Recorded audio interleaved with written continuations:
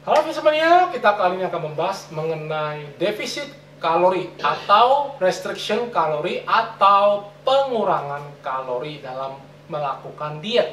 Kenapa di defisit kalori tidak bisa efektif atau tidak efektif? Ternyata defisit kalori juga bisa menaikkan berat badan. Loh, kok bisa? Proses tubuh mencegah memakai simpanan lemak tubuh saat diet. Ada mekanismenya ternyata, pertahanan dari tubuh kita. Jadi emang ada cara lain selain defisit kalori. Yuk, bagi yang penasaran simak terus dengan konten ini.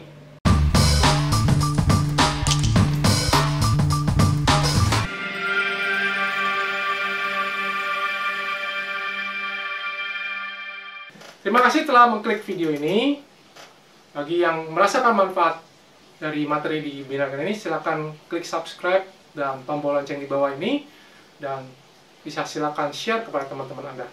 Selamat datang di channel Binargenet bersama saya Jo Pengapu, biasa dipanggil nama Jo JP atau JP, yang membahas tentang nutrisi, latihan, dan produk seputar fitness. Fakta 1, tubuh tidak memiliki sel yang bisa membaca jumlah kalori makanan. Tidak ada satupun sel yang bisa membaca kalori makanan. Tubuh dijalankan oleh hormon tubuh. Dan tidak ada satupun hormon ini yang bisa membaca kalori. Jadi formula keseimbangan energi statis, yaitu energi masuk sama dengan energi keluar, itu akan menciptakan satu keseimbangan. Itu berasal dari hukum fisika yang sulit diterapkan pada makhluk hidup sebenarnya. Jadi kita lebih cenderung menggunakan sebenarnya formula keseimbangan energi yang dinamis. Jadi arti dinamis saling independen, tidak bergantungan. Baik yang ini, jadi baik yang kalau energi masuk maupun energi keluar ini sebenarnya saling bergantungan, ya. Kalau yang statis ini turun, ini dianggap tetap tinggi yang keluar. Oke. Fakta nomor 2, tubuh mempertahankan kondisi homeostatis saat kita defisit kalori, yang tadi saya maksudkan dengan keseimbangan energi dinamis, di mana pada saat kita mengurangi energi yang masuk, kalori masuk, maka tubuh secara otomatis akan menurunkan kalori yang keluar atau energi yang keluar. Sehingga defisit kalori sebenarnya adalah pengaturan pola makan dengan mengurangi kalori yang masuk. Namun saat kita mengurangi kalori masuk, tubuh otomatis mengurangi kalori keluar dengan cara menurunkan metabolisme basal atau disebut dengan RMR, Rest Metabolic Rate. Fakta nomor 3, kita perlu berfokus pada hormon apa yang bisa menyimpan lemak di dalam tubuh. Tidak ada makanan di dunia ini yang bisa membakar lemak, karena pada saat kita makan, insulin selalu hadir. Jadi insulin menghambat pembakaran lemak, penggunaan lemak di tubuh kita, dan perlu waktu 3-5 jam untuk menurunkan insulin tadi. Dan setelah itu, selama 3-5 jam tanpa makan ini, baru tubuh bisa menggunakan lemak di dalam tubuh kita. Fakta keempat, kita perlu berfokus pada aktivitas yang bisa membakar lemak, yaitu aktivitas fisik melibatkan otot kita sebagai pabrik metabolisme. Ya. Jadi latihan beban dan HIIT ada yang terbaik dalam menaikkan massa otot sebagai, di mana massa otot ini sebagai pabrik metabolisme tubuh kita. Kita nambah pabrik, maka kalorinya otomatis bertambah, kalori keluarnya otomatis naik. Fakta 5, acara TV The Biggest Loser membeberkan kegagalan defisit kalori. Dilakukan tiap tahun mulai sejak tahun 2004 ini. Jadi acara realita TV ini bersifat kompetisi, dan setiap peserta di defisit 900 sampai 1000 kalori per harinya, dan acara ini berlangsung selama 30 minggu. Memang ada turun, tapi setelah kontes selesai, berat badan peserta naik kembali 70-80%-nya, meski tetap ada diet defisit 500-700 kalori per hari dan telah dilakukan selama 6 tahun. Dan bahkan Pola latihan juga sudah ditambah, tetapi beratnya tetap naik.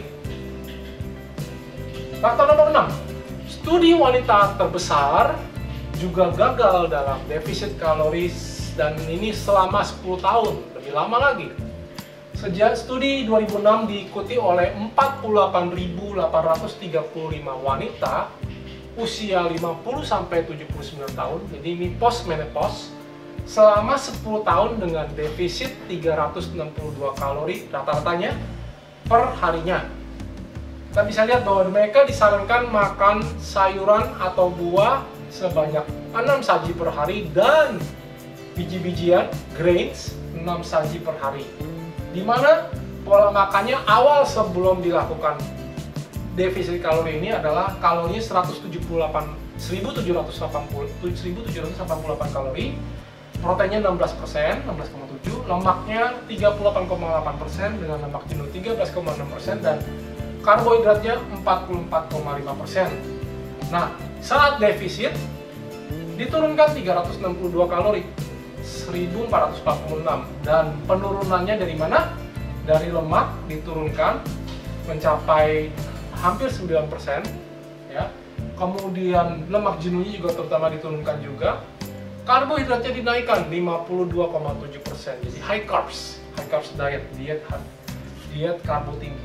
Hasil selama 10 tahun bisa terlihat bahwa ini terjadi difference. Pada tahun pertama ada penurunan 2 kg, terus naik lagi. Jadi akhirnya beratnya balik lagi selama 9 tahun, 10 tahun. Jadi hasil 10 tahun berat badannya turun sedikit, tapi akhirnya balik ke awal. Ini yang lihat kotak hitamnya ya.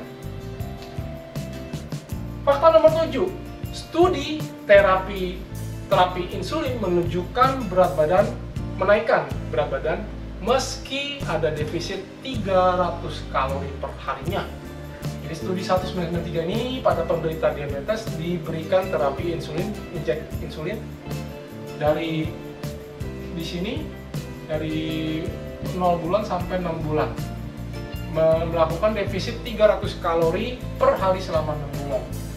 Terlihat garis birunya ini adalah insulin, diberikan tambahan insulinnya. Kemudian garis merahnya adalah berat badannya yang semakin bertambah. Padahal defisit kalori 300 kalori per hari, ya. Insulin hadir, berat badan ada naik, meski ada defisit kalori 300 kalori per harinya. Ada fakta lain yang belum ditulis, monggo berikan pertanyaan juga seputar masalah defisit kalori ini. Semoga ini bermanfaat. Saya Joe Puafu bersama Binaraga.net. Kami mengajak Anda membangun generasi baru yang lebih cerdas, fit, dan tangguh untuk menuju kemandirian energi yang berkelanjutan. Di Binaraga.net, kami selalu percaya bahwa setiap orang pasti bisa memiliki tubuh yang ideal dan sehat. Dengan subscribe, like, dan share video ini, Anda turut membantu membangun Indonesia sehat dan kuat. Salam jelas fitness, saya JP.